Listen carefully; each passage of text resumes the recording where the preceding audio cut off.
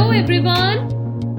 So in this channel of today's session we are going to discuss about section 82A and B of Negotiable Instruments Act 1881.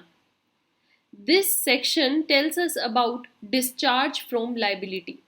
देखिए क्या होता है कि suppose हम दो parties को हमेशा लेकर ही चल रहे हैं नेगोशिएबल इंस्ट्रूमेंट्स में, चेक हो, बिल ऑफ एक्सचेंज हो, प्रोनोट हो, whatever be the thing.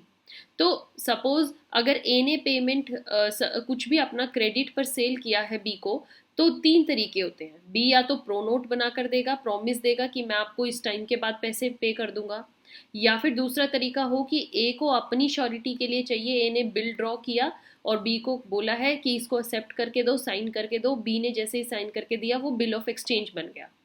Third way क्या हो सकता है कि बी ने अगर क्रेडिट पर सामान खरीदा है, वो ए को कहेगा ये लो मेरी तरफ से चेक, और इस चेक से आप पैसे ले लेना, मेरा बैंक आपको मेरे अकाउंट से पैसे निकाल कर आपको दे देगा। तो these are the three things which we have read till now, all you know. अब हम इस सेशन में क्या जानेंगे कि कैसे ये पार्टीज अपनी लाइबिलिटी से डिस्चार्ज हो सकती हैं। मतलब कि उस पार्टी को अब पैसे देने की जरूरत ही नहीं है, अब वो फ्री है, they are no more liable to pay the money. तो पहला केस क्या है, प्रोमिसरी नोट का। तो सपोज बी ने प्रॉमिस किया था मैं आपका पैसा दे दूंगा, तो ऐसा क्या इवेंट होगा कि अब बी फ्री हो चुका है, डिस्चार्ज हो गया अपनी लाइबिलिटी से, मतलब वो अब पेमेंट करने से फ्री है। अब उसको ए बार बार नहीं कहेगा पैसे दे। या फिर सेकंड केस में जब ए ने बिल बनवाया था, बी ने साइन करके दिया था, तो कब ऐसा होगा कि बी डिस्चार्ज हो गया अपनी पेमेंट करने से, मतलब अब he is free from further liability, अब उस पर लाइबिलिटी कोई भी नहीं रही। या फिर चेक में कि कब बी का जो बैंक है वो फ्री है पैसे ना देने से, मतलब अब बैंक फ्री हो चुका है, अब उसको किसी को पैसे नहीं देने। तो हम ये सब पढ़ने वाले। डिस्चार्ज का मतलब आपको पता ही है, लाइबिलिटी से डिस्चार्ज होना, मतलब अब आप no more liable to pay the money to any person, अब आप पर किसी का कर्जा नहीं है पैसे देने का। And further after that we are going to discuss its modes. What are the various modes? कितने तरीके हैं liability से discharge होने के।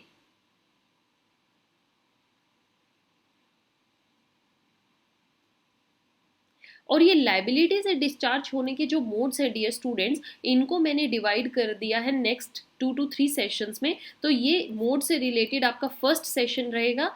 फर्दर जो और मोड्स हैं वो हम नेक्स्ट सेशंस में डिस्कस करेंगे। आज के सेशन में I think we just have 2 modes, जिसमें एक 82A है और एक 82B है। तो सबसे पहले हम डिस्कस करते हैं discharge from liability. Here we have complete explanation for that. What it says कि जो अ पार्टी होती है, एक पार्टी, वो कब डिस्चार्ज मानी जाएगी या कब उसको फ्री माना जाता है। It is discharge from its liability when his liability on the instrument comes to an end. मतलब जब इंस्ट्रूमेंट में जो उसको पैसा देना है उससे वो फ्री हो गया है, या वो लाइबिलिटी अब खत्म हो गई है, अब वो उसको फर्दर किसी को पैसा नहीं पे करना है। And discharge from liability of a party to an instrument, मतलब कि अगर एक लाइबिलिटी का डिस्चार्ज होना है, कर्जे का खत्म होना, is different from the discharge of negotiable instrument itself. Okay, party का डिस्चार्ज होना अलग बात है और नेगोशिएबल इंस्ट्रूमेंट का डिस्चार्ज होना अलग बात है। जैसे सपोज ए को पेमेंट बी ने करनी है, तो बी अब नो मोर लाइबल, तो जरूरी नहीं है कि ए को किसी और से पेमेंट नहीं मिलेगी, तो ए को किसी और से भी मिल सकती है। सपोज बी ने वो प्रोमिसरी नोट किसी और को दे दिया, ए जाकर उसको लाइबल ठहराएगा कि भैया पैसे दे, बी ने देने थे, बी ने कहा मेरी तरफ से सी से ले लेना क्योंकि सी को मिलना है। तो बी तो फ्री है, बट नेगोशिएबल इंस्ट्रूमेंट डिस्चार्ज नहीं हुआ, पेमेंट तो अभी भी ए को आनी है। दोनों बातें कंप्लीटली डिफरेंट है, इस चीज को समझना।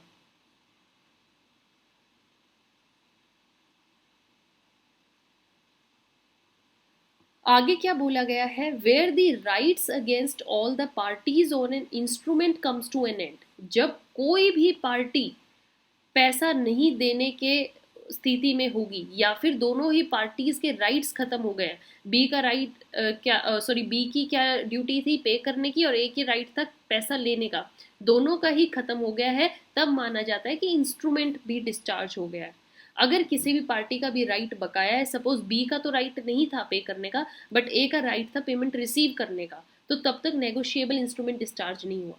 लेकिन अगर दोनों ही पार्टीज का या जितनी भी उससे रिलेटेड पार्टीज हैं सब किसी न किसी तरीके से फ्री हो गई हैं, तब समझिए कि नेगोशिएबल इंस्ट्रूमेंट भी फ्री हो गया है। आपको जुडिशियल एग्जाम्स में क्वेश्चन पूछा जा सकता है कि is discharge of liability of a party is same to discharge of liability of negotiable instrument act, sorry negotiable instruments, you have to say no, because discharge of liability of a party जो होता है ये नहीं है कि सारी parties का ही हक खत्म हो गया है, लेकिन हाँ नेगोशिएबल इंस्ट्रूमेंट अगर डिस्चार्ज हो गए तो समझिए सब पार्टीज के राइट्स भी खत्म हो गए।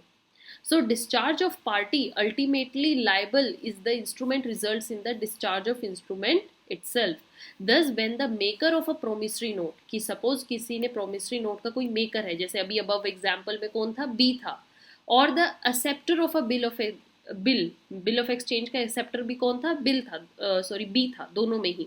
So all other parties liable on the instrument are automatically discharged. अगर वो discharge हो गई हैं तो सारी parties discharge हो गई हैं, in that case instrument भी discharge माना जाएगा। जिसने पेमेंट करनी है, जो मेकर है, एक्सेप्टर है, वही फ्री हो गई तो फिर क्या बकाया रह गया। अब जब उनको ही पेमेंट नहीं करनी तो कौन पेमेंट करेगा। अब हम बात करते हैं मोड्स ऑफ डिस्चार्ज की।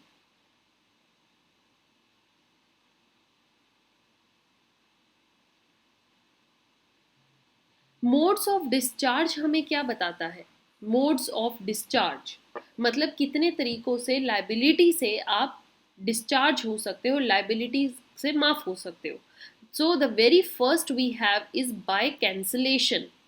कैंसल होने से, अगर negotiable instrument for any reason somehow cancel हो गया है या उसमें कोई भी ऐसी गलतियां हो गई हैं, no more further any party is liable. So where a bill of exchange is intentionally cancelled, अगर उसको कैंसिल कर दिया गया है, सपोज ए ने बनाया था बी के लिए, बी ने साइन करके दिया, ए ने कैंसिल कर दिया, नहीं नहीं कोई बिल की जरूरत नहीं है, तो यहाँ पर क्या है कि होल्डर जो उस बिल का था या उसका एजेंट अगर ड्यू टू कैंसिल हो गया है और कैंसिलेशन जो है वो दिख रही है, ऑन द एपरेंट है, मतलब कि yes everybody knows, then bill is discharged. अब वो बिल डिस्चार्ज माना जाएगा। Cancellation is the very first way of discharging of liability. और अगर बिल डिस्चार्ज हो गया है so all the parties are then discharge from the respective, सारी पार्टीज डिस्चार्ज हो जाएंगी। बी को भी पैसा नहीं देना है, फर्दर उसने किसी को अगर आगे बोल रखा था तो वो भी डिस्चार्ज हो जाएगा। द कैंसिलेशन जो होनी चाहिए that should be apparent on the face of the instrument. Apparent मतलब कि आपने उसके फेस पर क्लियरली लिखा है this bill is no more in working and it is cancelled. अगर ऐसा नहीं हुआ then instrument remains valid in the hands of a bona fide holder. अगर ए ने सपोज कैंसिल कर दिया अपनी तरफ से, लेकिन उसने आगे बी को दिया हुआ था, बी को थोड़ा पता है, सॉरी उसने आगे सी को दे रखा था, सी को थोड़ा पता है ए ने बी को कह दिया कैंसिल हो गया, सी तो बी से पेमेंट मांगेगा, भैया मेरे को तो ए ने कहा था ले लेना। सो सेक्शन 82A यही बात हमें बता रहा है कि it provides where a holder cancels the name of a party to a negotiable instrument, जिसके पास एक्चुअली में है वो बिल ऑफ एक्सचेंज, अगर उसी ने ही पार्टी का नाम हटा दिया है जिससे पेमेंट आनी है, सपोज पहले वो ए के पास था बिल, ए ने ही हटा दिया बी को, या फिर सी के पास था बिल, सी ने ही बी को हटा दिया, then such party whose name has been so cancelled that name जिसका भी कैंसिल हुआ है is no more liable, is discharge from the liability, वो लाइबिलिटी से फ्री हो चुकी है।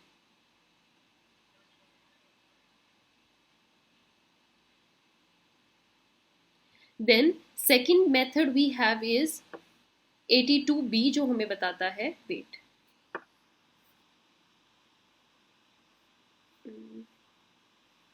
या this section 82B tells us about by release. दूसरा तरीका आपके पास क्या है अगर पार्टीज को फ्री करना है, डिस्चार्ज करना है, bye release, release them.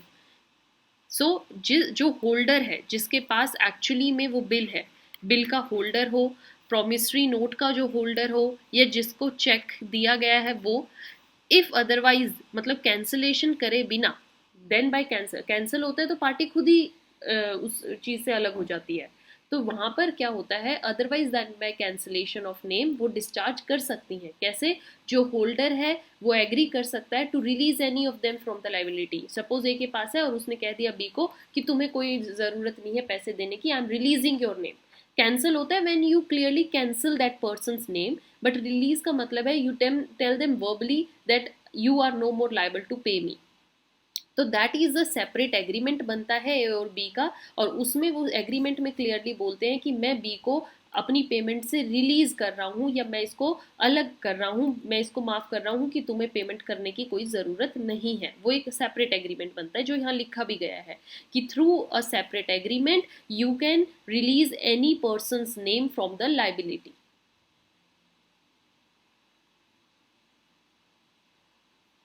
And next here it's also said that you may do so by conduct which has the effect of discharging। Agreement हो या कोई कंडक्ट हो उससे भी आप डिस्चार्ज कर सकते हो। और रिलीज का इफेक्ट क्या होता है, अगर आपने किसी पार्टी का रिलीज कर दिया है पेमेंट से, it's same like of cancelling. जैसे कैंसलिंग में एक पार्टी डिस्चार्ज हो गई थी, रिलीज से भी एक पार्टी डिस्चार्ज हो जाएगी पेमेंट आगे फर्दर पे करने से। तो that is one of the ways. I hope आपको ये सेक्शन 82A एंड B दोनों ही मेथड समझ में आए हैं। और हम इसी सेशन को डियर स्टूडेंट्स कंटिन्यू करेंगे नेक्स्ट सेशन से, जिसमें हम modes of this discharge of liability को फर्दर कंटिन्यू करेंगे। So this topic is to be continued further. You have to stay tuned, stay alert for next one. अभी हमने just 2 methods discuss किया और इसके फर्दर और भी मेथड्स हैं कैसे कैसे पार्टीज डिस्चार्ज हो सकती हैं।